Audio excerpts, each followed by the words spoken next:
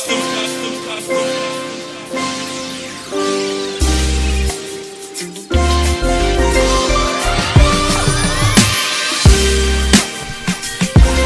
gotta talk right into it. Okay. All right.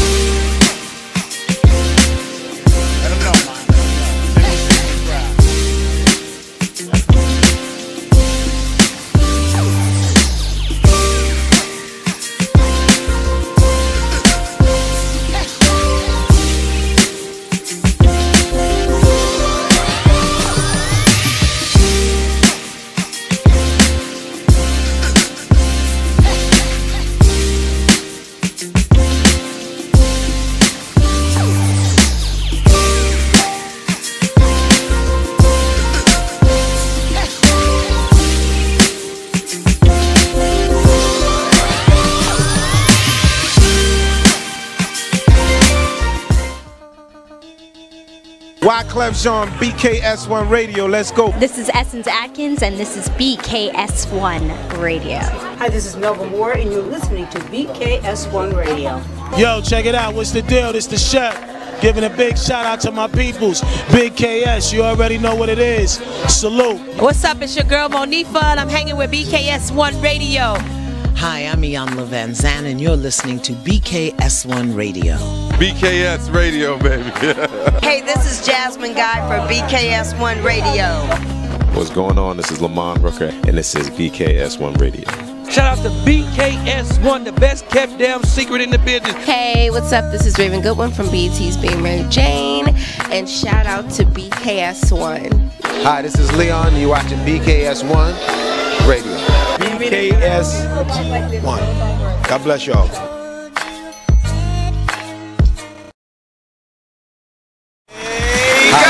Wake up, wake up, wake up.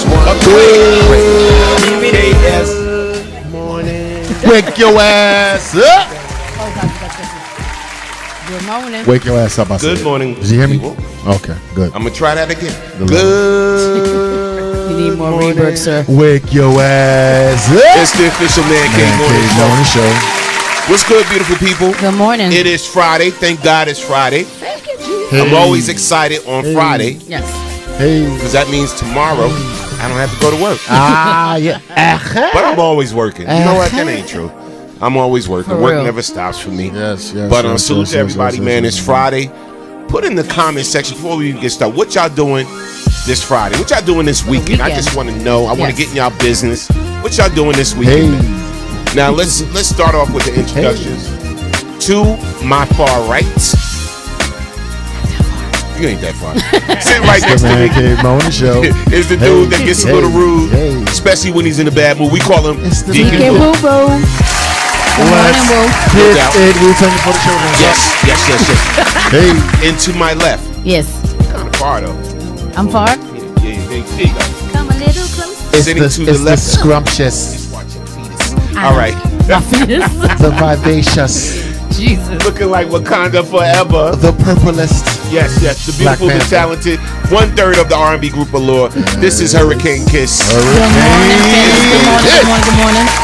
And in the center, the core of it all, we have none other than... I am just humbly storm on the general salute to you all. Get it served, y'all, man. And talk about a lot of things today, Chief Bottle Washer Extraordinaire. Yes, we got some great guests we're going to introduce onto the show, on the Man Cave Morning Show. But first, let me show some love. Shout out to everybody watching us live right now on YouTube. Shout out to everybody watching us live right now on Twitter and Periscope. Shout out to everybody watching us live right now on the mother site, WBKS1.com. Shout out to everybody watching us live right now on Ustream. Shout out to everybody watching us live right now on Facebook. Salute to you all. You know we love you. And shout out to everybody listening to us live on that TuneIn app. If you don't have it by now, Get it. Download it. It's free. It is free, people. Set us free. No doubt. Salute to you all. And let's give some love real quick. Shout out to Hayes Lizzie on the check-in. Yes. Anthony Williams on the check-in. Norman Barron on the check-in. Got Catherine Allen on the check-in. Jeffrey Four on the check-in. Joanne Esau on the check-in. Sue Cuzzo, you on the check-in. Wow, that's a treat. Shout out to Cuz on the check-in. Patricia Shell Gibbons on the check-in. Salute to you all as you trickle in on the Man Cave Morning Show. So let's clap it up for you all. Hey. Yeah, let's clap it up. We got to get ready. I'm ready. I was trying to help out with the check-in. He said to wake up. Wake up. I'm up. So all right. So we're gonna be talking about a few different things today because of our guests. Yes. And actually, this is a surprise guest. Wasn't even a planned guest or nothing that. Happened to run into my dude at one of our favorite eateries in Plainfield, New Jersey. Shout out to Italian Village. Let's clap it up for them. Yes, No doubt. yes. Yeah. They've been serving. She got to get ready. Yo, you know what? I just shut it down. I'll just read the comment from here because then I'm not going to be able to do what I got to do. I'm not getting yelled at today. It's all good. It's all Italian good. men Village. are That's a awake plug. this morning. That's a plug. It's all good. It is all good, man. But yeah, salute to you all. Yes. One of the things we are going to be talking about today, though, is what, Kiss? Listen here. We're going to be talking about why we never talk about men when they go through their emotional... Lord? When they go through their emotional and physical abuse in relationships. We don't talk about that at all. You all right this morning? Yeah, I'm good. Jeez. I'm good. It's Friday. No I'm doubt. here. So let me reiterate that for Sexy y'all. and purple. All right. Let me It's reiterate the that. purpleness. All right. So Distracting. Reiterate. the discussion is, why don't we ever talk about men going through emotional and physical abuse in their relationship? This, a lot of times we always discuss the women. A lot of times, all the time. Yes. We discuss the women and this and different treatment situations for them and how to get them help and all this. They have all of that support system, but the men don't have such a big support system. No, we do not. Like the women. So we're going to discuss that on the Man Cave Morning Show. And that's why it's called the Man Cave Morning Show, because we have to talk about it from our perspective. All right. But also too, we're going to have a special guest director in the building and producer of Hot Play Man. It's called Man of the House. His name is Andre Davis. He will be in the building.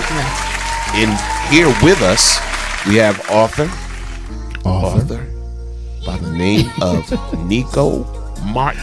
Black excellence, black entrepreneurship, black business. And he has a book out called 40 Years to Heal a Broken Child. Just the name of that alone, you know it's going to be deep. Right. 40 Years to Heal a Broken Gonna Child. get deeper on a Friday. Ain't that about something? Sounds dope. Friday. So we're going to talk about that and all. And make sure no matter what platform you are watching us on or listening to us on, you share it out to the world, because there's going to be some good information here today. And there's a lot actually going on before we get into our guests. Some things that we need to talk about. Real quick on a lighter note, because it's Fun Fridays. So I hear now they have, it's official, they got male cheerleaders for the NFL. They got male cheerleaders for the NFL. So I guess let's clap that up. Times are changing. And I'm going to run the clip, and then we're going to come back and talk about it. You do that, sir. We're going to get done with some water. Welcome back. Your time is 6:25. NFL fans will see history made this season, and it has nothing to do with what goes on between the goalposts. Let's check out those trending headlines. The Los Angeles Rams and the New Orleans Saints will have male cheerleaders dancing on their squads for the first time. Now, this is pretty popular in college, but these male cheerleaders will dance alongside their female teammates doing the same moves. Now, some see a problem with it, and then you have others that say it is about time.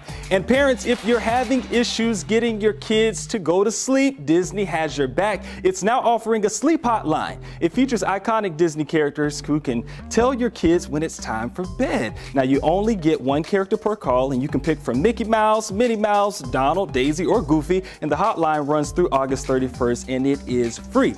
And this morning, plastic surgeons are sounding the alarm on a disturbing trend. Patients are seeking cosmetic surgery to resemble how they see themselves in Snapchat filters. Come on, really? This is what you call Snapchat dysmorphia. And here's the buzz. Just last year, 55% of surgeons say patients... So let's go back to the whole NFL cheerleader thing. You good with that? I mean, I don't care either way. Because if I'm going to a football game, I'm going to see the football game. I don't really care for the cheerleaders anyway, so it's like... No doubt. Okay. Well? Do we even have to ask? The views expressed by Dawood do not represent BKS1 Radio. They always do, because you're here. In any way, shape, or form. They do not absolutely represent. They do not represent. So if you're going to picket, burn signs, burn somebody in effigy, let it be Dawood. First. I get the phone calls, you don't. That's true. Don't call no. I don't want to see it. No, I don't want to see that. That's my preference. Doesn't mean I hate people, don't mean I'm anti, don't mean nothing. Just mean I'm expressing my opinion. I don't want to see no male dances at no football game. I don't want to see it. Now, of course, it doesn't matter what I think or what I want because it's going to go down. Right. If it makes money, right? If it brings more eyes to the television screen, they're gonna keep it. Right. But please spare me with you're homophobic and you hate people and you're not inclusive. And you ask me what I want. I want to see the football game. Now, watch this. Well, Dawood, I don't want to talk about politics. I just want to watch football and you talk about Kaepernick. F you. I want to talk about politics and kneeling and Colin Kaepernick. And I also do not want to see male cheerleaders. Thank you. Okay. Clap it up for your opinion. It's your opinion, sir. That's what you think how you feel about that? Okay, how do I feel about male cheerleaders? I really don't care. You know what I'm saying? Because think about it. That's nothing new, because even at high school games or whatever like that, you got the dude picking up the girl, flipping her around and whatever. So it's really nothing new, but now I guess it's new in the NFL. It's new in the NFL because high school we dealt with that, college we dealt with that. Go ahead. Technically, we have male dancers in ballet. So there's no difference. So I mean, They've always been around. My thing is it's about the game to me anyway. And I was a dude I was an athlete, but I didn't play football. Right, I wasn't on the field. I don't have no talent as a dancer at all, and I was going, "That's the guy as a cheerleader." That was me being stupid. Oh well. Hello. That's the male cheerleader. That's where I was when I was in high school. I don't know about y'all. Let's read what Hayes Lizzie said. Me either. I'm cool. Yeah. So I guess Hayes Lizzie, she cool with it. And Barbara said, I stopped supporting NFL last year. Yeah. Actually, shout out to Barbara Lance. Yeah. I'll never see it because I don't watch it anymore. That's true. Because of thank you. Yeah, Demetrius said, equal opportunity is equal opportunity. What's good for the goose is good for the gander. With that being said, the only balls I want to see on the field belong to the players. Just saying. So, Demetria, you're not with that. Okay, shout out to Terry B on the check-in, Yvette Bridges on the check-in. I see y'all trickling in on the FB over here. So can I ask the question? Who said I'm done? do I get my hair cut at Kiss's Beauty Salon? Huh? You could. I'm asking. What's that supposed to mean? I'm just asking the question. So that's no. Listen. They're clippers and cosmetologists and people that are skill cutting hair. Guess where I get my hair cut? What's that? At a barbershop. Okay. I don't get it cut at a beauty salon. Yes, I could, and you can, and it's inclusion in dog. And if I go to the beauty salon, I might go sweep up Kiss or whatever, but it's kind of like a female only zone. That's not true. Because they have beauty salons that are unisex, and I don't go to a unisex salon. Well, I've seen many of females that can cut hair, can cut men's hair just as well as barbers can. Do you get your hair cut at a unisex salon or a barbershop? Actually, it is called unisex hair salon. I know, but do it be dudes in there or mainly women? Dudes? Okay, mainly dudes. Here's the thing: men and women can cut hair. Am I right? Of course they can. That's not what I'm saying. But it's your preference, right? I'm saying there's a zone. There's a zone where I go to the barbershop and talk stuff and say stuff I'm not supposed to say and laugh and joke and don't get worried about how anybody's going to see me. Women do the same. They kind of voluntarily separate, don't they? Oh, okay, just saying. No doubt, no doubt. All right, so we have a guest in the building, and shout out to the again surprise guest. Yes. And I ran into the good brother yesterday at the eatery, and I was like, "Yo, come to the station, bro. You in town?" He's like, "I'm only gonna be in town for a short while, whatever." And he's an author. We're gonna talk about his book. Let's bring him on to the Man Cave Morning Show, BKS1 Radio. Let's bring on author Nico Martin. Let's clap it up. Respect. No doubt. And I got the wrong shot. And that's for our other guests. And here we go. Author Nico Martin. Let's clap it up. There we go. Speaking to the mic, Nico. Yeah, speaking to that mic. To the mic. All right, what up? All right. No doubt, man. So, first of all, good to see you. You too, brother. Good to see you. And second of all, bro, I really didn't know you was a published author. A lot of people don't know that story. So, I'm trying to get it out there. I'm trying to get heard. So just tell us how you got, what made you want to write a book, what made you title the book, what you titled it. Okay. And again, what brings you back to Jersey? All right. So as many people know, I'm from New Jersey, born in Jersey City, lived in Plainfield for about 25 years. So I went through the high school and stuff in Plainfield. I know everybody in Plainfield pretty much that from the 80s and early 90s. The book title, 40 Years to Heal a Broken Child, it's a memoirs of my life. So what's about your life? Oh yeah. It's I had a rough ride for a minute, but we as people, we climb up out of stuff. So, when you hit the bottom, there's only one way to go but up. So the title, how I came up with that is the best way for me to explain it is my trials and tribulations that I went through. The best way to explain that is at a very, very early age, my pops, he dipped out. You know what I'm saying? He was an alcoholic. He had his own set of problems. Mom Deuce got the strength to move on without him. You know what I'm saying? So my mom was young, 25 with 4 boys. Wow. You have good, my brother's one of your good friends. Yeah, Paul. Yes. And he's the second oldest in my family. So we bounced from Pops. We got out of his clutches. And we landed in Plainfield. And we've been living ever since there. As many people don't know, my mom is Czechoslovakian. She's a white lady. And my pops is Sicilian. That's where I get my African roots from. So growing up, I got 3 white brothers. So I look like the black sheep of the family, so to speak. Okay. I'm the nigga in my house. You know what I'm saying? Right. That's how siblings play. Like, yo, you was adopted, yo. Right. Your mom ain't your mom found you. Shit like that. I'm sorry about that. Go ahead. Okay. It's the morning show. All right. I don't know what the rules and regulations are. I ain't been. Yeah, the rules is you ain't supposed to curse, but I've been telling him that since I met him. Hey, he still do it. Man. All right. Go ahead, bro. So, I dealing with the trials and tribulations of being accepted in my own family. Even though I got insane love for my brothers, insane love for my mom, it's just that as a kid, I didn't feel it in because I didn't look the part. You see what I'm saying? Yes. You got this brown boy with these white people. Yep. That's what it basically was. My dad looks like me. So with that being said, I turned to drugs. Like any other kid that has problems, attitudes, just go down the wrong path. I hit the drugs.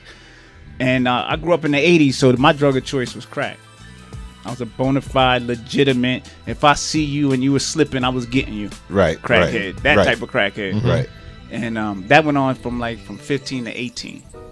I was in, when people were supposed to be playing basketball, shooting hoops, playing football, and doing schoolwork and stuff. I was out there in the basements of Beacon Village, Leland Gardens, West End, East End, Orchard Place. All over, just doing my dirt, right. Catching people slipping, and I hit rock bottom. I did something to my mom that I was never really proud of. Wow, you know what I'm saying? And I said, it's time for me to. I had to turn, I got to turn the corner or something. So I came to my mom. So I said, I got a crack problem. You know what I'm saying? And it's real. And so my mom's like a strong mom would do. The foundation of the family. She's like, well, you got 2 options. You either get healthy or get out. And we always was a tight-knit family. So my brother supported me. I went to rehab. I came home. You know, while I was in rehab, remember, I'm only 17, 18 years old. Right. I actually took my GED, passed that. So I actually graduated high school in rehab. Wow. Yeah, that's crazy. And so to make it speed it up a little bit, so I got clean, but I never really dealt with the inner turmoil. So even though I was clean and sober, I still had child issues. You know what I'm saying? No father, absent father, trying to deal with that, trying to feel like what's missing. Right. And so I turned into something else. I turned into a con man type. Credit card scams, check scams. Listen, if you got caught slipping as a professional, I was getting you too. Right, you know, right. I got rid of the crackhead, but not the crackhead ways. You feel me? Still was a little crackish. Oh, yeah. I still got crackish ways. Crackish you know what I'm mindset. saying? But it's just not on no bad, I'm not on no bad stuff no more. So, but so my crackish ways led me to do all these scams and cons. Even though I was going to college and starting that process, I was still scamming. But then something happened that really set everything down the wrong path, and this is what happened. And I'm gonna tell my readers, whoever is out there listening, I keep it 100 all the time. You ever want to know about me, this is how it's gonna be. So I met this chick through a friend of mine, and I ended up getting a sex charge put on me. I had a one-night stand with this chick. I fought it to the end of time. I went to court, trial. They offered me all kinds of pleas. I said, listen, man, we had sex. That's no big deal. Wasn't no kid, none of that pedophile type stuff. I was 23 at the time. She was 17, and they found me guilty. Wow. So now I'm thinking to myself, and I'm in prison now. So they gave me 13 years after they offered me 4. They gave me 13 years. I know this got real deep on Friday, right? A little too deep. It's all good. No, we gonna go. This is what we do. We gonna go with it. So I ended up doing 13 years for that, of which I did 6 in Southern State Correctional Facility. Y'all know the facilities. Right. I bounced around a couple of places and whatever. And my mom's, again, the pillar of the family, held me down. That is my trooper. She every weekend visits, money on the commissary. You know what I'm saying? Don't worry, Nick, you're gonna come through this. Well, don't break you, make you. You know what I'm saying? God don't give you more than you can handle. I said, Ma, I think God did this time. This is too much. I would have loved to go to jail for. Who says that? I'd love to go to jail. I would have loved to go to jail for something I did do. You feel what I'm saying? Right. Something I could face and say, well, yeah, I was an idiot. I did that. Credit card scams, robbing people, whatever. Right. I could have went for any one of those things. But, you get the hand you dealt, you got to play it. So that's what happened to me. And I did my 6 years. I came in, I took it on the chin. I came home. I said to my mom, I said, listen, I did 6 years in jail. I can do 6 years in college. So I went from there back to college. Right. And I got addicted to school. So good addiction. Yeah. Good addiction, definitely. And when I did that, I got my associates in computer technology. I'm an IT professional, telecommunications. Like Norm. Yeah.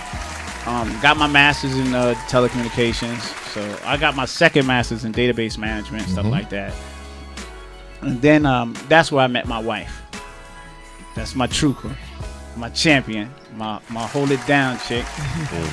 We've been together 17 years, married 15 years. Nice. So she gave me 2 beautiful boys, and I'm blessed. I got a lot of blessings, and basically in between all of that I just said, there's a lot of chapters. Like I got Crackhead Chronicles. That's chapter 2. You know what I'm saying? That's my my days of my story of that. And then I got 2,238 days later. That's my prison sentence. I got my Maria. That's my wife. You know what I'm saying? Now I say 40 years to heal a broken child because I'm 48 now. So I look at it like my life started going downhill when I was about 7, 8 years old. And it took me, and I'm always healing. I'm always trying to heal or stay in the healing cipher circle of trying to give it to people who I know are going through what I went through. Single family is fluent in neighborhoods that we grew up in. So with that being said, anytime I get to talk to somebody who's gone down that path or is about to go down that path or make those choices, I say, man, I wish I had somebody in my ear saying, yo, you making the wrong choices. Don't do that. You know what I'm saying? So that's how the book came about. And then when we made the move from Jersey to Florida and Florida to here, to Georgia, that's where I'm at now, Georgia. I actually had the time to just sit down and get it all down on paper. And it came out last year. I sold the most books at the Decatur Book Festival, which was funny. That's what kind of led me back here to you. I met somebody. She was just having to go through the book fair, and she picked up my book, and she read the back of it, and it said Plainfield, New Jersey on it, on the back cover. And she was like, "You from Plainfield?" I said, "Yeah." She's like, "Oh, my man's Stormy Norman." I said, "Norman?" I was like, "Yeah, I know Norman." Yeah. So we started name dropping the same people. You know, when you in Plainfield, everybody know everybody. I know Norm. He owe me $5. You know, but a lot of what I realized is my looks changed a lot. So I used to have wild ass hair and just. That's what I. Yeah. I used to have wild hair, and it changed a lot. But a lot of people, like my pen name is Nico Martin. My real name is Nicholas Morrow. So a lot of people, like people that I grew up with, that might have forgotten who I was, because I left Plainfield in early '94 when I got locked up, and I left. I lived at 750 2nd Street for 2.5 decades, so I know everybody from East End and West End that went through the high school system, or Maxon Middle School, or Woodland Middle School, Maxon Junior High, everybody. So no doubt, man. Well, look, I'm glad you got it together, bro. Yes, sir. Yeah.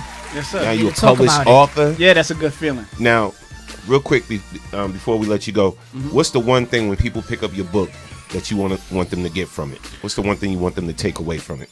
I want them to understand that anybody can do it. You know what I'm saying? Like, there is no, I don't have the means to do something. I went through it. I mean, come on, I'm a convicted sex offender.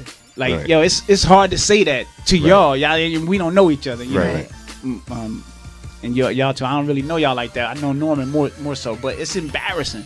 And for me to be up in my platform doing what I got to do, anybody could do it. You know what I'm saying? I mean, I done turned my life around. I'm blessed. I'm living good right now. It's a good feeling. You know what I'm saying? And even with a record, I overcome it, because once you get your foot in the door, you sell yourself. You're your best salesman. Yep. So you do have to arm yourself with the right paperwork. You know what I'm saying? People ain't going. You got a degree, they'll listen. You know what I'm saying? So that's why I say education is so important. So when they read the book, it's so much about. It's about fatherhood. It's about the absence of a father. It's about drug addiction. It's about prison life. It's about relationships, marriage. Because me and my wife went through a rough spell. You know, when you marry, you just recently got married. So you know. I got 15 years in with this chick, and you know, year 7 and 8, when they say get over that 7-year hump, it's hard. Trust me, it is. Yeah, it's hard after 2 years. Yeah, it's hard. 2 years. I got black eyes and everything, bro. Nah, I'm just kidding. Tim, baby. I can't do it. Yeah, just keep pressing on, man, and you can make it happen. So, real quick, where could people get the book? Absolutely. If you want an autographed copy, then you go to my website, www.nicomartin.com. That's NICHO Martin.com. You can pick up the autographed copy there. I'll send it to wherever. If you just like the ebooks, you can go to Amazon. Just search the title, 40 Years to Heal a Broken Child. You can read the first 2 chapters on Amazon. All I ask is anybody who gets it, do a review. It's important for me as an author to get as many reviews as possible, and honest or you know, positive or negative, however you feel about the book, because everybody I get to look at it, they seem to like it. You know what I'm saying? It's a very real, raw, emotionally filled, charged up book. Like, I definitely think you're gonna like it. If you read the first 2 chapters, you ain't gonna put it down. No doubt. I like the cover on the title already. So before you leave, as a Buddhist, we have a saying, which is you should turn your poison into medicine, right? And life is about perspective. So I admire you and I thank you. And pain can be destructive or constructive. True. It just depends upon the perspective, right? So if someone is listening and saying, you know, this guy's a sex offender, whatever, it's the way in which you perceive it, right? So what you're doing is taking your experience to influence other people to move their life from here to there. All of us have potential that God gives us. It's what we do with it. Right. Okay. Now, if you make an idol out of your suffering, if you live in your past, if you're just stuck there, then that's what you're going to bring to yourself. True. But if you take your potential, acknowledge the mistakes that you made, right? Write it down like you did. That's now useful, right? So even though it is difficult for me to say, and all of us to say, why would I be mad at my mistakes or my suffering? Because it's through that I go to another level. It's the perspective that I have after the mistake. You are a decision. You're not your father that wasn't there. You're not your prison sentence. You're not your crack addiction. You're none of that. All you are is a decision. Now, in conclusion, what makes that difficult? You got to take responsibility for that. See, your life is where it is because that's where you put it. Not your mama, not your brothers that was white and he was, etc. But what we like to do is we like to stay stuck in our misery, right? Because it's comfortable. Because as long as we're there, we don't have to take responsibility for the next thing that we do, the next thing that we do. And in our community, where we come from, that's rampant, right? People that are just stuck in one place because of what happened to them, instead of saying, listen, what do I do next? The reason that we can't do what's next is because we're afraid. We are afraid because we feel like we don't have any power, because we think we can't change things. You are potential and you are power. Choose to take the transmission up into the engine and make the potential work for you. So thank you, sir. You are influencing other people who are there to go here, and as black people, that is exactly what we need. Respect. Absolutely. Really appreciate that, bro. Because I just heard him say one thing I just wanted to address really fast when you said that it was embarrassing for you to say that you're a registered sex offender. I erase that. No. Because at the end of the day, like it's crazy. Like I'm listening to him talking, I'm listening to everything that he's been through or whatever, and you listen to people make excuses every day. They doubt themselves every day, and his story just proves that no one is exempt. We know that. But the fact that you were able to come and now be able to sit here and because you have the chance to be able to explain all this now because you know you didn't do it, so now you can explain your story. So the beauty of it all is that yes, no one is exempt, but you overcame all that, and now we get to read your story, and hopefully that'll encourage somebody else who's making excuses for their lives and not taking full potential to and not utilizing their potential. Right, absolutely, exactly. right. So absolutely. I commend you. Shout out to Barbara Lance. She says she's getting your book. Thank you so much for sharing. Appreciate that. Shout out to Hayes Lizzie. She says she's getting your book, and again, everybody is applauding you. Appreciate that. You're gonna have a lot of support. I see. Yeah, appreciate from that. everybody So, listening. I definitely want to read it. So again, go ahead. Go ahead. I just want to say one other thing, man. It's such a good feeling when you know, like all the stuff I've been through, and then and I want to applaud Plainfield. You know what I'm saying? Because this is my true stomping grounds. Whenever I come back to Jersey, I go to Italian Village. You know what I'm saying? I go to the spots. I always go past my house. I was there yesterday just to look at it. You know what I'm saying? Remind myself, entrench myself in where I came from and how it all started. And I say Plainfield always gave me that street hustle.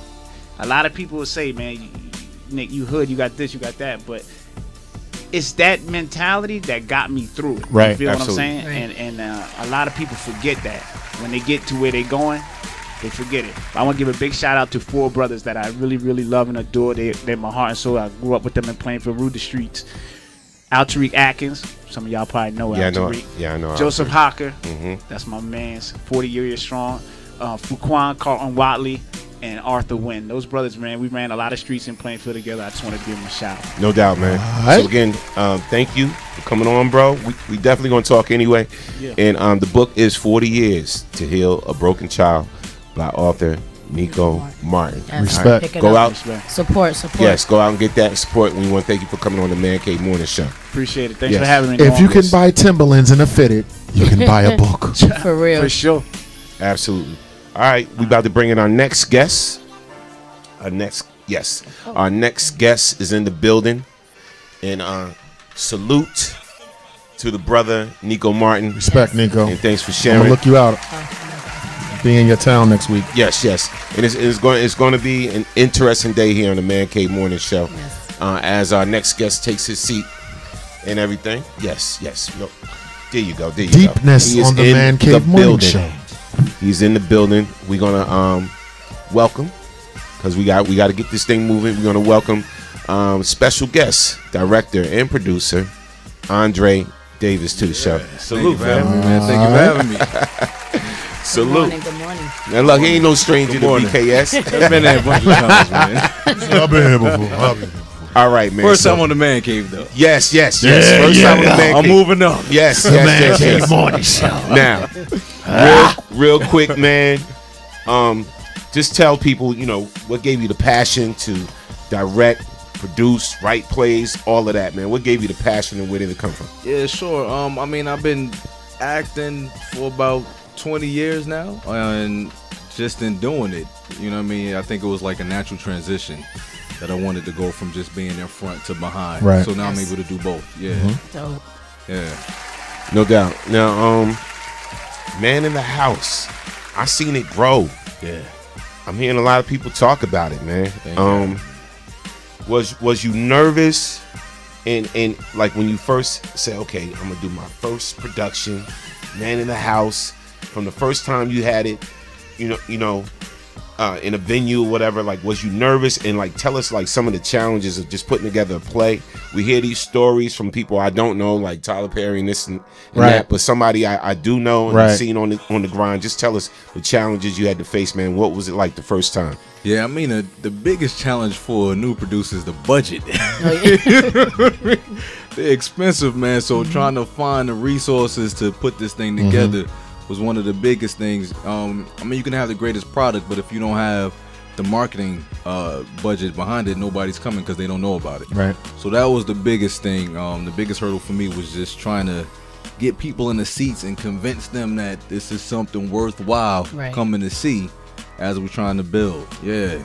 Now, what was the reaction from the people when you did your first production, when you first put it on? So the first night that we did it, I want to say maybe 2 minutes into the show, everybody just bust out with the you know what I mean? And then the first joke, everybody fell out. And I think it was at that moment that even though I felt like I had something, we all knew as a cast that we had something from that first show with the audience reaction. Yeah. No doubt. Now you multi-talented, bro. You sing as well. Yeah, I'll do a little something. Yeah, man, you do your thing. You do your thing. Yeah. So what made you want to incorporate singing into your production? Oh man, I had to. Most of the plays that I've done have been some sort of musical. And just for me, being a singer, I had to incorporate the music in it. That was not even an option for me. No doubt. Yeah. No doubt. Now this time I see a lot of names I'm familiar with. Yeah. In the cast. Just tell us how you put together this particular cast and everything, and what made you, choose them. Yeah, sure. Well, Pretty Ricky. Pretty Ricky is one of my leads. She's a comedian, up-and-coming comedian. And we've done a couple of productions prior to this one together, so I knew she was crazy. I knew she was going to bring the crazy, and she doesn't disappoint. Monifa, I actually saw Monifa in a couple of different stage plays, and before I actually reached out to cast in this, I saw her in a production over in New York, and she did a great job. So I reached out. She came to see the show first, and she liked what she saw, so she joined. Same thing with J Boog and Willie. Just reaching out, seeing if they were available. They were available. They came through to see it, and next thing you know, I mean, they're all here now. Yeah. No doubt. And shout out to everybody on the check-in, man. Real quick, I'm gonna run this clip real quick, and then you tell us a little bit more. Okay. All right, here we go. Backed by popular demand, the #1 urban stage play, Man of the House, kicks off its one-night-only tour, August 11th at the Union County Performing Arts Center, starring R&B diva Monifa, from Day 26 in Love and Hip Hop, Willie Taylor, and from B2K, J Boog. Domestic abuse. Come see what happens when the man is the victim instead of the abuser. Also featuring Pretty Ricky and Steven Strickland. Man of the House, written, directed, and produced by Andre Davis, coming to a city near you. Get your tickets today. Backed by popular demand, the #1 urban stage play, Man of the House, kicks off its one-night-only tour, August 11th. She's the abuser. Monifa is the Is she? Okay. I believe that. What's up, Mo?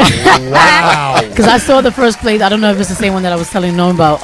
Jeez, don't kill me, Mo. For girls only. Was it that one? I think that was they had it over at New York. Mist in Harlem. Yeah. Yeah. That's where I saw her. And she was phenomenal in that one. Yeah. She played like a character that was going through relationship issues herself. And when I heard her sing, that was one that I heard that was the first time that I heard Mo sing outside of just what we've heard in the industry. And I was just like, yo, like I never heard her like that. Yeah. You know, and she's so dope when it comes to the play. So I'm not even surprised that you chose her. Yeah, you know what? And honestly, this was the first time she was able to play the bad guy. She's never been able to show that. And she's doing a phenomenal job. Wow. Man. That's dope. Now, the theme, the subject. Yeah. The man is being abused. Yeah. Okay. Yeah. And it's funny because the title kind of made me feel like it wouldn't even led to domestic, like man of the house. You're thinking, oh, it must be something where the man is dominating the situation, whatever. So this is crazy flipped. Yeah. What made you go there with the theme, man, the subject of it? Well, you know what? I've done a couple of plays that it was kind of the same angle in domestic violence that you hear. It was the girl being abused by the guy. Right. She falls in love with the next door neighbor who's the good guy. They ride off into the sunset. So I just had an idea to flip it and kind of tell a story from the different side. Like, what would it look like if the guy were actually being abused? And honestly, I didn't realize how many guys actually go through this until after we started to do it. Like, some of the feedback we've been getting, it surprised me. You look like... Yeah, I don't even know where to begin. Go ahead, bro. Keep pushing. My PTSD acting up. Now I'm curious to see how I can't even go. How women react to this subject, to this theme. Okay. Yeah. Yeah, let's start there. You know what's funny? Before I go in. A lot of women come to this play, and when I speak to them at the end, they thank me for showing a different side. A lot of reasons why guys don't particularly go to plays is because if you think about it, we go and we're always being beat up on. The guy's always the bad guy, he's the cheater. So it was actually refreshing for women to see the other side of it, and I was surprised by that, but they extremely receptive. Oh, go ahead, man. You want to say No, something? go ahead, bro. No, go ahead. Go ahead, man. Look, one of the genesis of this show, right, is to offer a perspective from the male's point of view. Right. Now, we get on a topic, right, and first thing some women do is they go, but you do too. Right. We're talking about our perspective. And a lot of times, we're not even allowed to speak because sometimes women just start jumping on us and whatever. And so what it does is it keeps us quiet. That's one. Number two, do you know there are abusive women that don't even know that they're abusive? They don't know how their actions affect their man or their child. Number three, do you know if you're a single mother, you may have abused your male child, right? Because you're taking that out on the son, right? And then he can grow up and be abusive. And it's this cycle. We always talk about men abusing women. We never, ever talk about women abusing men. No doubt. It's like taboo in our community. Yeah. No doubt. Now, when people go see this play tomorrow, what do you want them to take away from it? And let's take this call. This call may be for you. Man Cave Morning Show. Caller from the 201. State your name when you calling from. You're on the Man Cave Morning Show. Good morning. This is the stage manager of Man the House calling in. Hi, guys. Good morning. Good morning. Good morning. Good morning. Talk about it. Tell everybody about who you are, what you've done, all of that. Wait, what you want me to tell them? Who you are, what you've done, what you worked on. Oh. You know, your experience with this particular production. Hello, everyone. My name is Tamara Stewart. I actually am the stage manager for Man of the House for the past 4 years. I have been working for Mr. Andre Davis, and we have been having an awesome journey on this road to greatness. So I actually do the set design, and I run the show for the day. Every now and then I do go on stage as the mother. I play the role as the mother. So I really have a good time, and I'm learning lots. So I love working with him because, like I said, I learned lots from this genius brain of his. Okay, so he's not a mean boss or nothing like that. Oh, he's evil. Yes, but is he abusive? No, he's really cool to Is he work an with. I love the abusive fact that he reverends God, and so do I, and I love that. It's nothing else about him, but he has a beautiful heart and a sweet guy. But yeah, sometimes we could definitely fuss and fight like husband and wife. That's a definite. But we really do enjoy working together, so I'm enjoying it. No doubt. Now, caller room 973. Who we got on the line? This is Stephen Strickland. Stephen Strickland, welcome to the Man Cave Morning Show. Good morning. Are you a part of the cast? Yes, I am. I play the role of Isaac in the wonderful #1 urban stage play, Man of the House. Plug it. Nice way to plug it. Plug it. Now, is your character being abused by a woman too? I'm sorry, say it again? Is your character being abused by a woman too? No, no, Isaac don't play that. Oh, okay. Isaac don't play that. Isaac has a backbone. Yeah. Oh! Isaac has a backbone. James, I'm just saying. So basically, okay. Tell us a little bit about your character, a little bit about your role, Isaac. Well, my character, is he tries to be the voice of reason, for James. Me along with the other fellas, we try to talk some sense into him. We love James, we're there for him, but he needs Jesus. That's what it is. He needs more Jesus in his life to, help him. Maybe he need to grow his hair out so he can have strength like Samson, because right now he don't have that much strength to stand up to Casey. I'm just saying. Wow. Caller from the 862. Join the Man Cave Morning Show. How you doing? This is Kev.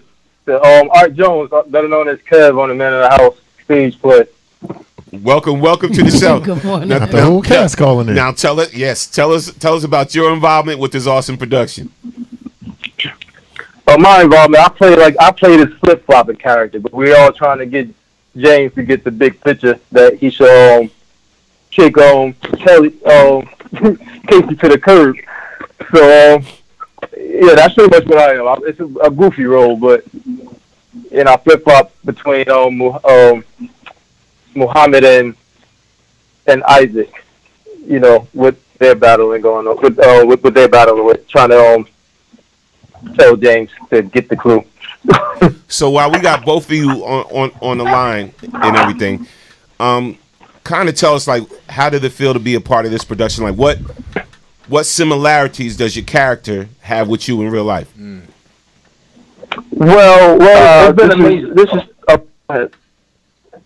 Oh no, well, go ahead. This is for me. It's been amazing. I've never really did a stage play before, other than background singing for one, other than this one, and it's been a real dope experience and helped open up my eyes to greater opportunity and help see myself in a greater perspective. Like, okay, this is something that I could do. As far as the character, how can it relate to me? I guess it relates to me as far as my own how I present it. Because I have kind of a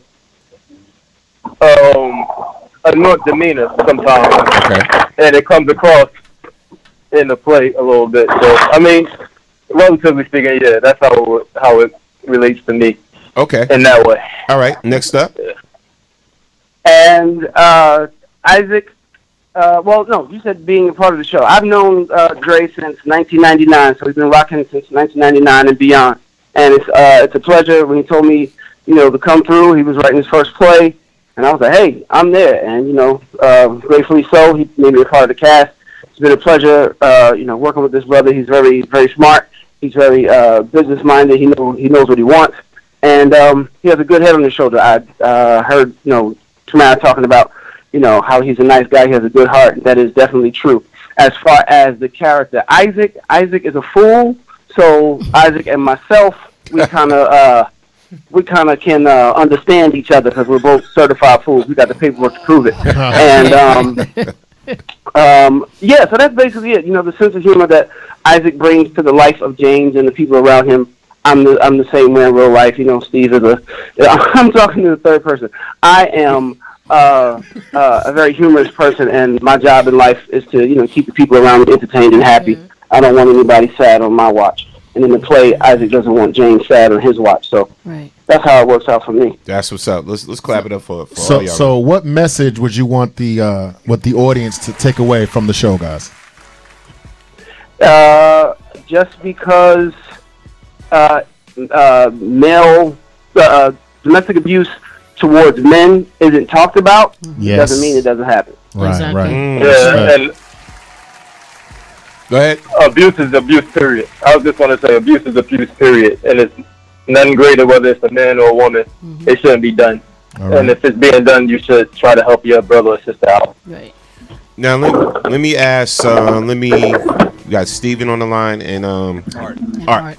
Let me ask Steven first. What was one of what did you feel like just working on this play and being involved in it and everything, going to rehearsals? What did you feel was like the most challenging part, like being a part of this production? I'm sorry, who was that question for? That's for Steven, and then Art, you could take that. Okay. The most challenging part. Yes. I don't think there really is a challenging part because we've been doing this for 4 years now, and we developed friendship bonds. We became a family, and it's just like going to a cookout. Okay. And then getting ready to perform for the masses. When we get in front of other people, we cut a fool in rehearsal, and people that have seen the show, people that will come see the show. The #1 urban stage play, Man of the House, written by, directed by, produced by, starring Andre Davis. When they come and see the show, they were like, oh, they got to be cool like this off stage, and nothing but a family. So I don't think there are any challenging parts being a part of this production, except looking at that light skinned fool all night. That's Andre Davis, But anyway, maybe he has been getting on my nerves. Paige making a comeback. Shut up. I can't. I had a quick question for either one of you gentlemen. The question that I have is: have either one of you ever actually experienced being in a situation where you were abused, or have you dealt with someone, I don't know, a family member, friend, that you had to be there for them because they were being abused by a woman in real life? I personally have family members who've been through abuse. Of course, it was more so on the women's side, and and for the most part, like you would get in the play, you have to really kind of just be there for them, because ultimately they have to make the decision for themselves. And so just being that outlet for the person and giving your ear and your sound judgment plays a big part in their delivery from the situation. So it does have it's pretty much the same message. So yes, to answer your question, I have experienced other people go through it, and I have been that ear and try to be wise enough to give the right advice to them to bring them out of the situation. So it could be tough, but it's not impossible. No doubt. Well, I'm listening to y'all say great things about Andre. I heard nothing but great things, except for the young lady that called in. She kind of kept it real. She basically said he's mean, he's evil, he's a tyrant. Nah, tyrant. But it seems like everybody, like you said, it's a family environment and everything like that. Now, how do you feel, bro, about with this particular cast you got? And I know the cast changed over time from when you first started and everything. Yeah. But this cast right here, is it a different vibe than when you first started with your cast? Not real. 90% of the cast is still the same from day one, which is a great thing. And a lot of, like Strick said, me and him, we've done plays with the same dynamic, a bunch of different plays. So it was really easy to bring a lot of them in. So we were kind of family before the project started. There were only a couple of new faces that actually came into the project. So it was easy. And how is it working with Monifa? Good, man. You know what? I was not sure what to expect. Okay, because she's an R&B diva. You know what? I know people that work with Mo. Right. And they all had good things to say about her prior to me reaching out. Right. And so I was hoping that she would come in with the same good energy that they told me she had and she's been great. She's been great. That's what's up. Yeah. Now, how is it working with pretty, crazy ass Ricky? She's a nut, man. I already know. I already know. Love you, sis. A nut. And the great thing about Ricky, and I just told her this the other day, is that she manages to top herself every time. Like, she was one of the actresses that you give direction to in the beginning, and once she knows where you want her to go, that's it. You just let her fly because that's what she does. Right. And she's like an amazing job. No doubt. An amazing job. No doubt. And she can sing too. Yeah, she sings in the play. She sings in the play along with the crazy. No doubt. So tell everybody the times, the times, the location, all of that. And we got another caller too. Absolutely. August 11th, which is tomorrow, we will be at the Union County Performing Arts Center in Rahway, New Jersey. Showtime is 7 p.m. You can get your tickets at ucpac.org/events or go to adiamondentertainmentent.com. No doubt. Did we just get another caller from the 973? That would be me. Yay! Hey, girl. My name is Lakeisha Jones. I will be playing Qualisha. Lakeisha Jones is playing Qualisha. Hey. Tell us. That's a look. Qualisha. Make sure y'all come out and support us. Yes, it's going to be a great show. Who gave you that ghetto ass name for the play? You said it, I did. Well, what happened was Boom Quika. Shaquisha. Now, Lakeisha is actually, she was newly added to the cast last year. I actually saw her in another play. Right. And she did a great job to the point that I didn't know she was a new actress. So when I approached her afterwards and she told me that was her first time, I said, listen, you got to come get down with us. And she does not disappoint. No doubt. Now, tell us a little bit about Qualisha's character. Qualisha. Qualisha is a character that, she's in the bar, and what you do when you be in the bar? You drink, right? Okay, that's what it is. You got to come and see the plays. It's only we doing. Oh, I'll be there tomorrow. Cancel it all. Now, look. Okay, so you, while you're in character, and while you're at this bar, is there real drinks in the cup, in the glass? I can't tell that. I can't disclose that information. She cannot confirm or deny the consumption of libations. I may or may not be sipping on tequila. Okay. Drunk as hell on stage. Right. Okay. Lakeisha, what do you like most about working with this production? And what does this production mean to you? It means a lot to me. It's family. We close-knit. We do what we have to do. Whenever time we get together, it's always love. So I'm just glad to be a part of it, and I'm just excited that we going on this tour. I'm excited that I'm a part. That's it. I'm excited. I'm glad. Thank you, God. Real quick, I gotta give a shout out to Bo Legaloo on the check-in. He said I saw the play before. He said I saw the play before. Nice play. Ricky is my girl, and so is Monifa. So shout out to Bo Legaloo. Yes. I'll turn the camera so you can Ricky, say my hi. little sister. Thank you, man. I remember when he came. Did we just get another person on the line caller from another one from the 973? That was Steven Strickland. Well, that is Steven Strickland calling back. Okay. I dropped the call, so I was just calling back. Okay, bro. Well, you know what? Hopefully, it will be a good turnout. So Andre could afford to pay you a little bit more so you can get a better phone. So you pay that damn cell bill. No more Metro PCS. Don't move from Metro to Verizon. Okay. You're going to have to upgrade from Metro PCS, fam. I can't do. Ooh, don't come to the show. I am. Yep. I will find who you are, and I will come to the show. And nothing but love, man. Nothing but love. You're abusive, Norman. No, You're abusive. we'll be in the building tomorrow, checking out the play, and also doing a review on it and doing some interviews as well. So we're going to be representing in the building tomorrow, and hopefully I get to meet everybody in person and see y'all and flick up, take some pictures, and do what we do on this media side.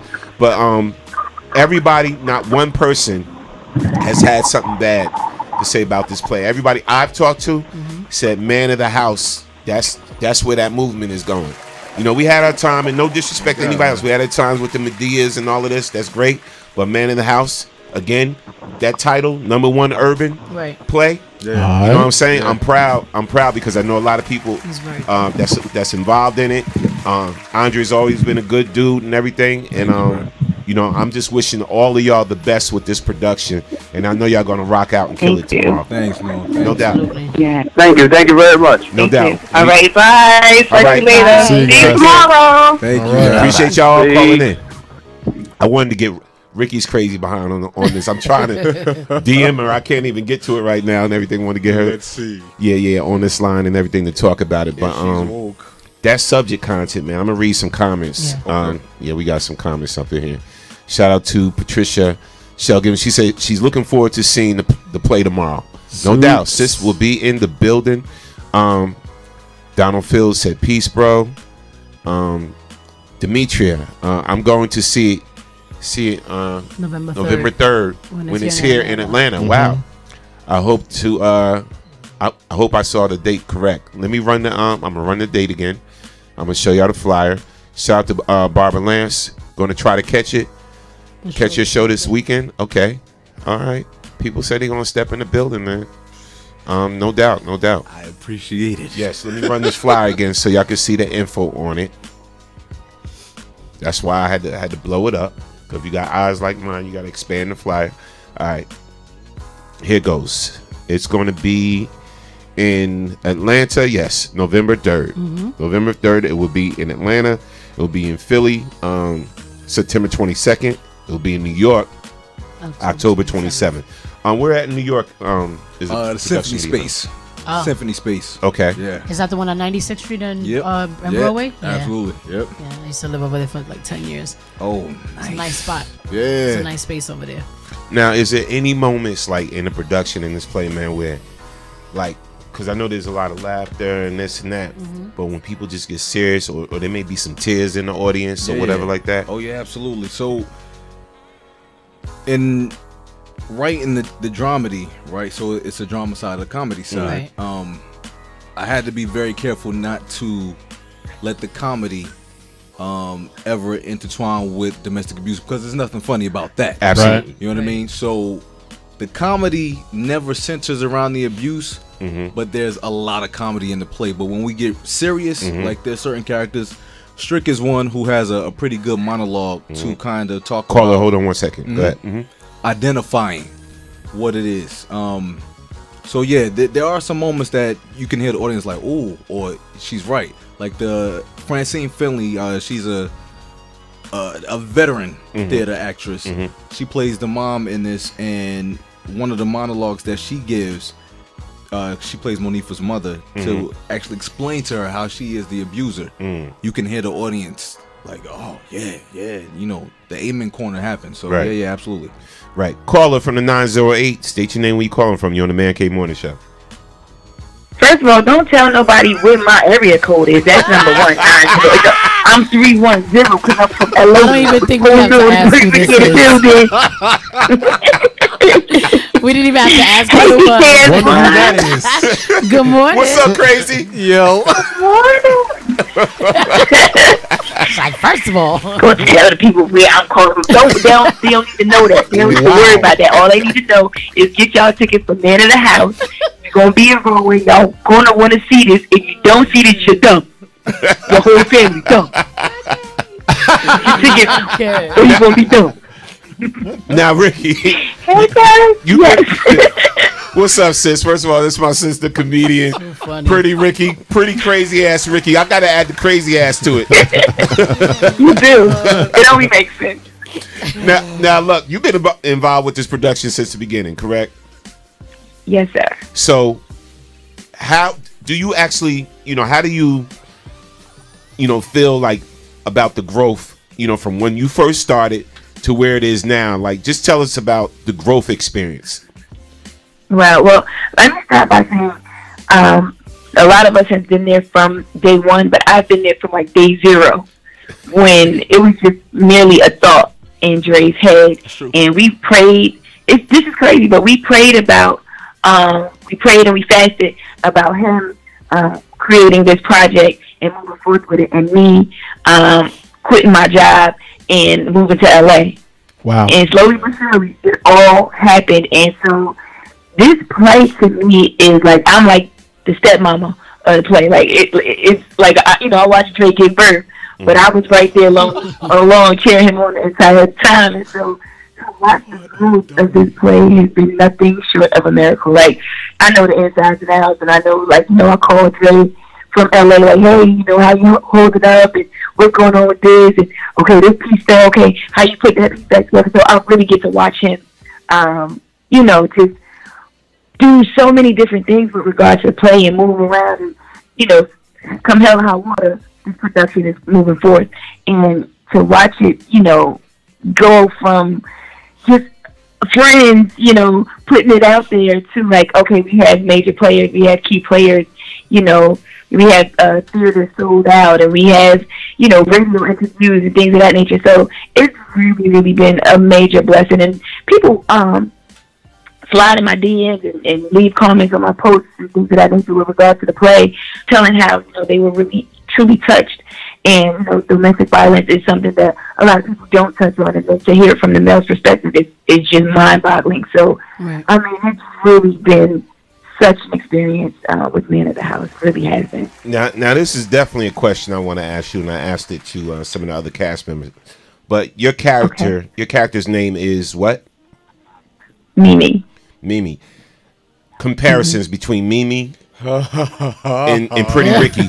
What's some similarities? You said the similarities? The similarities, yes. Are we crazy? both of us crazy a little bit. Both of us are hilarious. Both of us are cute.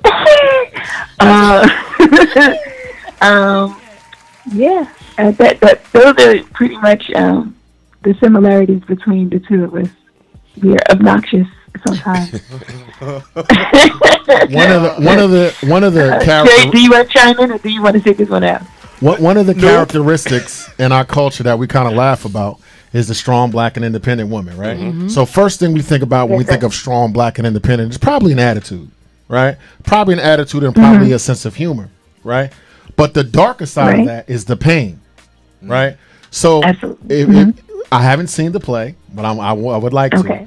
But when you start talking about the pain, then comes abuse. And it's kind of accepted in our community, right? Whereas because I'm strong, I'm black, I'm independent, and I don't have a husband or whatever, or maybe that I do, right? Maybe I'm living in my pain, I become abusive. Right?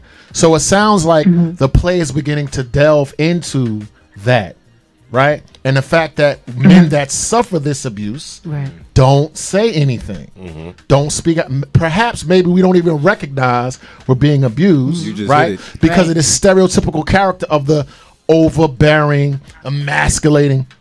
Now, on the show, this is what we talk about on the Man Cave Morning Show. And we laugh, joke, get into trouble, and fuss and fight women all the time. But what I'm hearing is a truth being told that doesn't get told, which is to be strong and female, you have to be abusive. Talk to that, guys. I totally agree wholeheartedly. Go ahead. And Ricky, I know you get... I want people to see your deep side too, because listen, I had some deep conversations with Ricky just since I know that. Like, she's funny, but when she gets serious, trust me, comedy comes from pain. She's gonna hit comedy you. Comedy comes from pain. Absolutely. And if you got pain, you deep. That's what it is. That's what makes her fun. Absolutely. I agree wholeheartedly. I think that's a pretty layered topic with regard to the African American woman. Yes. A lot of times we do often, wear so many different hats. Sometimes we don't know how to be strong in the sense of being vulnerable. Because a lot of times we've never seen that aspect, or we don't know that is a strength. Being vulnerable and being submissive. Absolutely. And I think that is a major issue. I think that we haven't been taught how to love. We've been taught how to be physically strong.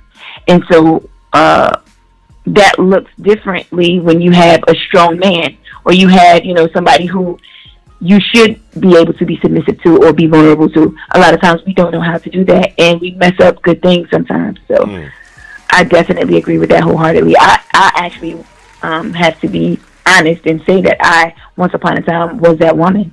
So wow. So now, if I may, let's say we have a woman in that mind state, right? But what's she doing? She's raising male children. Right? So what happens to the psychology of the young male child that grows up into that? Sometimes we become sexist. Perhaps sometimes we become a little abusive ourselves, right? The very thing that we're complaining about in our community, we are creating. Now, we just happen to be talking about women now. Of course, we know there are horrendous men. It is my supposition that this horror is there because some men aren't where they're supposed to be, right?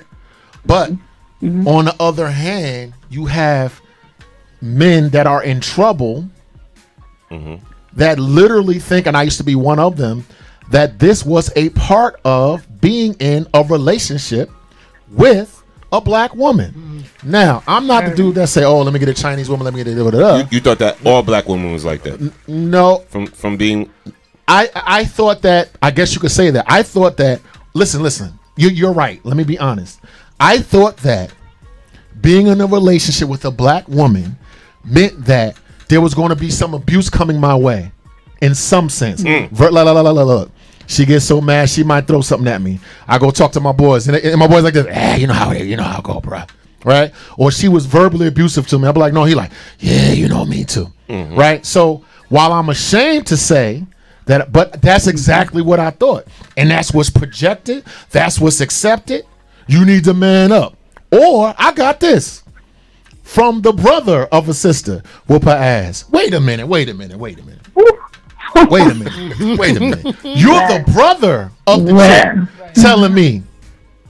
But then if you look into his background, single mother. You see what I'm saying? So I love the fact that we can use humor, right, to start to legitimately start talking about this pathology that's choking us as a. So don't sit up here, brothers, just because you got Pretty Ricky on the phone and you scared to say something that none of y'all say, look.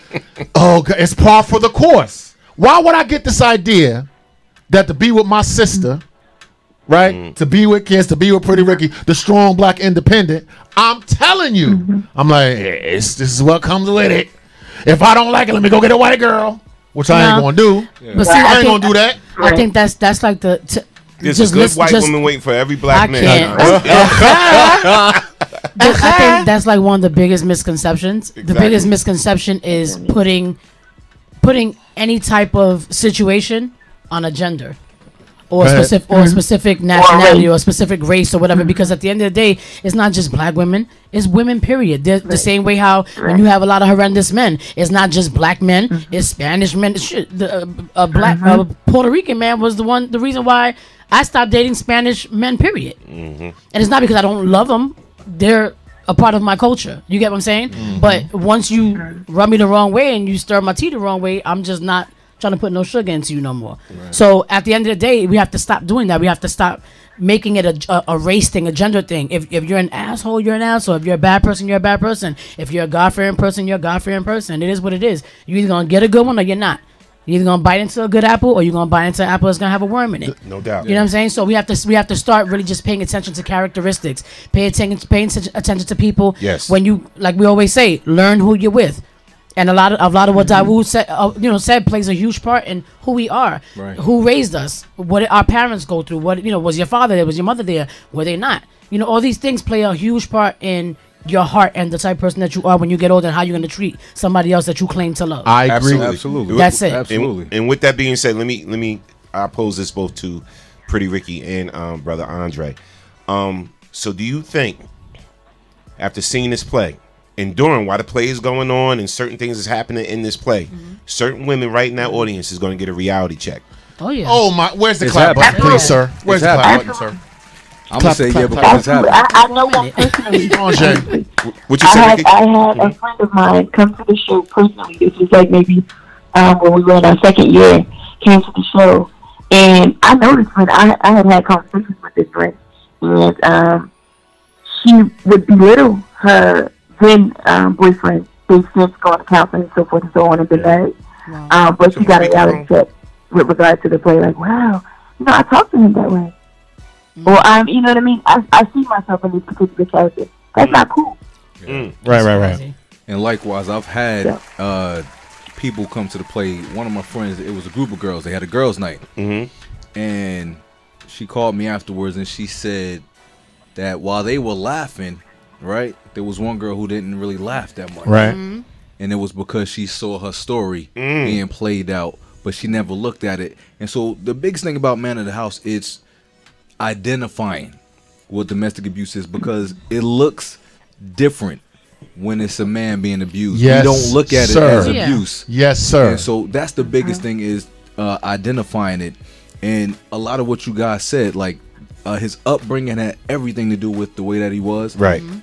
For me, in my real life, I was raised by a single mom, right, who was extremely strong, but she had to be strong. So for me, I need my woman to be strong. Like, that's all I know. Right. If she's not, then I'm like, it's not gonna work, because Ricky knows, but Ricky's baby Carol. But it just just like his mama. Just like his mama. Go ahead. Seriously. But it wouldn't work. So to answer your point, yes, people, women, men too, they will look at this play and they will really start to say, wow, I didn't even realize that was abuse, but I do it. And I think part of the reason why a lot of women are like that is because they too have been in situations where they were probably on the other side, on the other spectrum. They were probably being abused, and now they think, okay, I'm done with this. Now the next guy that I get, I'm gonna use it as a tactic, just a tactic to show that I have strength or that I can stand up for myself, and then it just gets trickled into something else. It goes from trying to be strong to, no, you're being an asshat yourself. Right. So while I agree with Kiss, while I agree with Ricky, guess what? The reason that I'm here now is because my grandmother raised me. Number one. Number two, I date exclusively black women. This is because it's my preference. Now, do I have the courage to say at 47 years old that there were some aspects of my grandmother who was strong, black, independent, who ran the family with an iron fist that were abusive? Absolutely. If we don't start talking about this thing honestly, right? My feeling, you're saying about that about all black women? Yeah, that's what I saw. That's what raised me. That's what I'm attracted to. That's what I deal with. So when I go to meet a sister, I'm definitely going to turn my ear a certain way to see where and how the abuse is going to manifest. Doesn't mean, I want to put women down. I love women, right? And I want to give women the voice to let that abuse go. You can't let it go unless you identify it. Now, if you want to talk about the play where the man abuses the woman, just cut on a television set, because they're all over the place. You want to talk about the show where women are abused by men, don't turn a Man Cave Morning Show on. That's why we are here, to give male voice and perspective to the women that we love. And I say again, you're not going to tell me that when you think about a black woman, you're going to think about attitude. What's the genesis of that? And can we tell the truth about that? And finally, of course, when there's not a strong male image in the home, the woman got to step into place. But guess what? A man is not a woman and a woman is not a man. So when she takes on that energy because the man wasn't there, that's why abuse happens. So forget all of this who to blame. If you want to get technical, it's the man's fault. Now, what should a man do that's being abused by a woman that he loves? Should he throw her away? Should he cancel her ass for a white girl when he get on, like Kanye say? Which is what he said and which is what he did. What should we do? Well, it's the Man Cave Morning Show. On that note, we're pretty Ricky. Tell everybody what's popping. What's popping tomorrow, Saturday at UC Pack. Bottom tickets. What's going on? The #1 urban stage play, Man of the House. This is our 4-year anniversary, actually. So we're celebrating 4 years this year. Yeah. And it's the kickoff of our one night only promo tour. So we Jersey tomorrow, Philly September 22nd, New York October the 27th, and Atlanta in November the 3rd. All right. No doubt, no doubt. Well, Pretty Ricky, look, you know I can't wait to see you, girl. Pretty Ricky, what they call. I ain't going front. I can't wait to see my sister. I can't wait to see. I'm very excited. I'm so grateful that I love being a Man civilian, of the House getting to went meet all you guys. So thank you guys so much for that. Showbiz people. Yes. And tell everybody real quickly, what's going on with the comedy thing and your movement and everything. I see you making moves. I am on tour right now, currently with Guy Tori. Yes, sir. Nice. So, I'm sorry. Yeah, I'm on tour with Guy Tori. I am actually starting to headline myself, so look for my own tour in the near future. That's what I got I'm talking things about. brewing and hot Big that I can't respect. necessarily. I'm sorry. No, I'm just I saying. got some things in the pot brewing that I can't necessarily speak on, but I will give BKS1 a call and give you some exclusive stuff when I'm able to speak on some things. And if you guys want to follow me and find out what's going on with me, you can follow me on all social media platforms at Miss Pretty Ricky, MS Pretty RICKI, or go to my webpage, which is MissPrettyRicky.com. And I ain't going front. If you hit her up on Instagram, she ain't that big yet where she won't hit you back. That's No right. doubt. She don't act that big. You know how some people act. Act like Yeah. But yo, you I can just- tell she's not like that. I'm sorry, I'm a star. I can't hit you back. And everything. Ricky, if she like you, she'll hit you back. All right. Absolutely. If she don't like, you know if I don't. yes. If If she she don't like you, she be gonna blocked. unfollow. She'll be strong, She gonna black, and unfollow independent you on your and ass. delete you. That's true. Ladies and gentlemen, Oh, Pretty Ricky. Blocked in 5, 4, 3, 2, Sis, you doing great things. Yes. You know we love you here, BKS. You family for life. You know what I'm saying? But Love y'all. listen. You always been a superstar in my eyes. But listen. Yes, sir. When you get that big tour and all of that, your big brother will hold your bag. So let me get up in the concert. You take your whole what bag? She said, "What bag?" Let's go.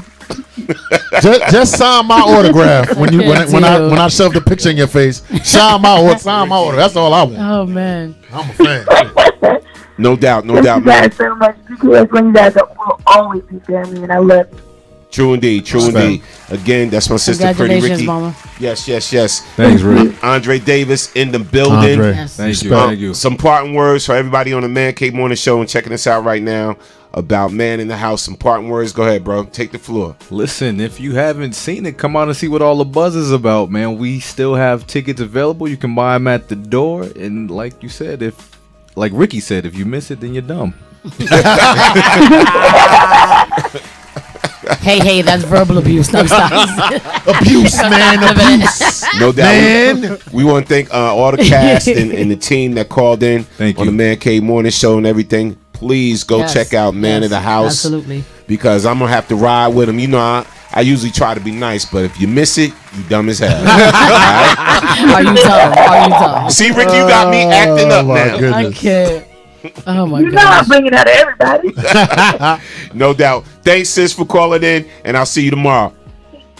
Yes, sir.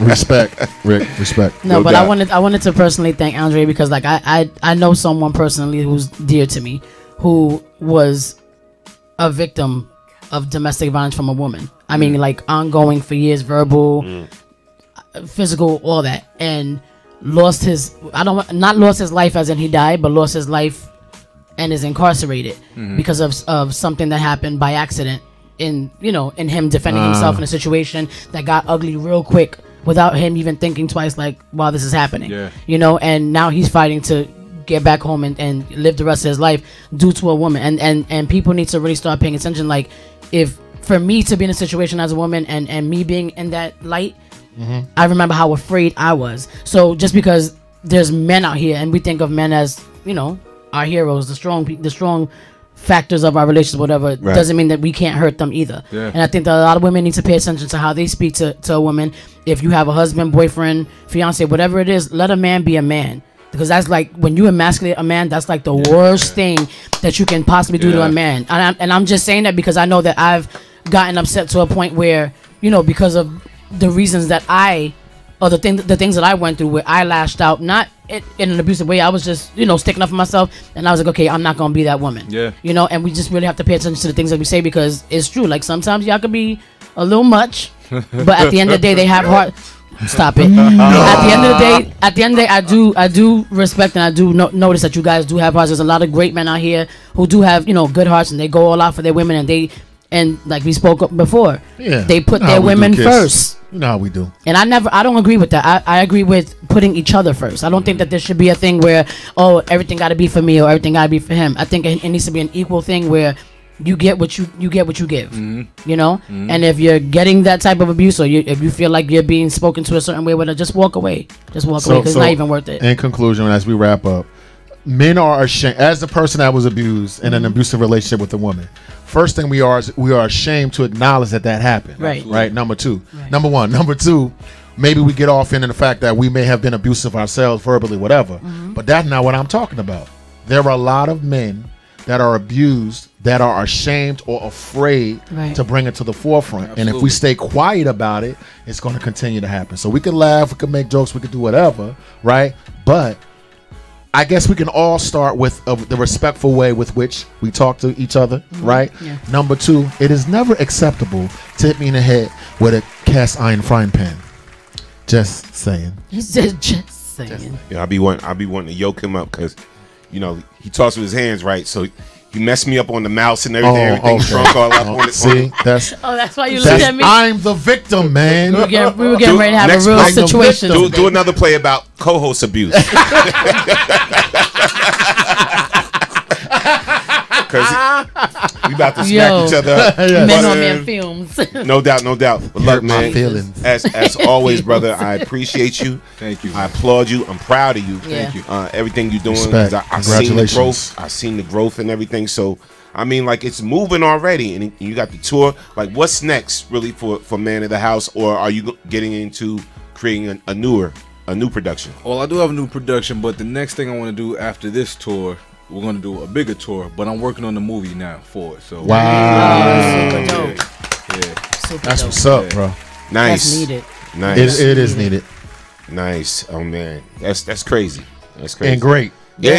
Oh, yeah. So proud of you, brother. Yeah, man. Respect. Very, Absolutely. Yes, sir. very proud. And again, y'all come on out tomorrow. Man in the House, director, producer, Andre Davis. We appreciate you, bro. Thanks for coming. Are you on social media? Are you on Instagram? I am Any type of everywhere handles? at All About Andre. And About Instagram is just with the number 4 because somebody took my shit. I can't. It got to it before you did. Right. No doubt. So we'll be in the building tomorrow. So look, tell a friend, tell your family, please, tell everybody about this, man. Let's pack this house tomorrow. Yeah. All right. All UC right. Pack, Man in the House, man. Let's go check this out. And again, because I don't want to forget no cast members and everything. I should have hit up GL, but I'll see you tomorrow. Didn't the whole cast call? No. No. Seems like it, right? Yes. So special guest comedian GL Douglas was also starring R&B diva Monifa, Yes. Jay Boog from B2K, Willie Taylor of Day 26, and Love and Hip Hop, Pretty Ricky, and Steven Strickland. So come on out, check that out tomorrow. And Andre Davis. Yeah. It's the Man Cave. I get to act a little too. Yes. Dig it. Yes. No doubt, man. So again, thanks, bro. We appreciate you for Thank coming you on for the show. having me, man. Respect. And we'll be in the building tomorrow Congratulations, representing, brother. doing what we do. And people be nice to each other. Yes, People, please. not People. men, not women. Yes, People ma'am. be nice to one Yes, another. ma'am. No doubt. Let's clap it up for my man. All right, y'all. It was a great show, man. Nice. Yes, it was. Great So show. shout out to Nico Martin who came through. Please go and support his book. Yes. Big shout out to Nico Big shout out Martin. to Nico. Cave bonus. And everybody who's a part of the Men House. No doubt. Hey. And let's show this book again. It's the Man Cave Morning Show. 40 years to heal a broken child. 40 years to heal a broken child. So yes. Go follow Andre Davis. Go follow Nico Martin and everything. All right. So you remember, this show is what? Never about us. Yes, it is always about you. Because you are the next best kept secret. And we God out of bless here. y'all. Have a great Forever. weekend. Bang, bang, bang, bang, bang, bang.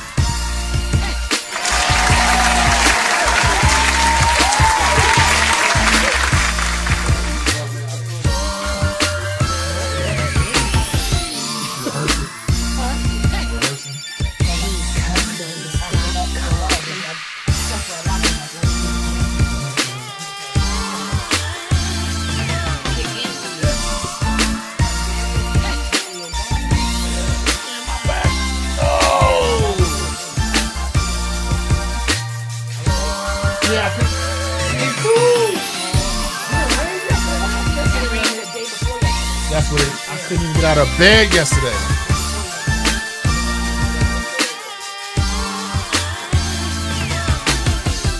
Yo, this is Chris Spencer, and you're on BKS1 Radio. It's your girl Chanel, BKS1 Radio, and I'm here with the beautiful Garcelle Bouvet. I'm paying you later. Hey, I'm the queen of comedy, some more, and right now you're rocking with BKS1 Radio. BKS1 Radio Network. I'm here with the amazing Miss Tasha Smith. How you doing? I'm doing so good. Thank you for coming out. Yes, yes. I really appreciate it. Hello, Denise Boutte. Hey, what's up? Shout out to BKS1 Radio. See you soon. Brick City's finest, J.D. Williams. I'm in the Savage Podcast Studio, chilling at BKS1 Radio. BKS1 Radio. I'm here with the legendary Mr. Dick Gregory. How you doing today, sir? Fantastic, brother, and thank you, and thank you, and thank you. This is Essence Atkins, and this is BKS1 Radio. Jamie Foxx, BKS1 Radio. What's going on with you? Storming on. This is George Dr. Funkenstein Clinton for BKS1 Radio. They be doing the dog, y'all. Yo, this is Chris Spencer, and you're on BKS1 Radio. It's your girl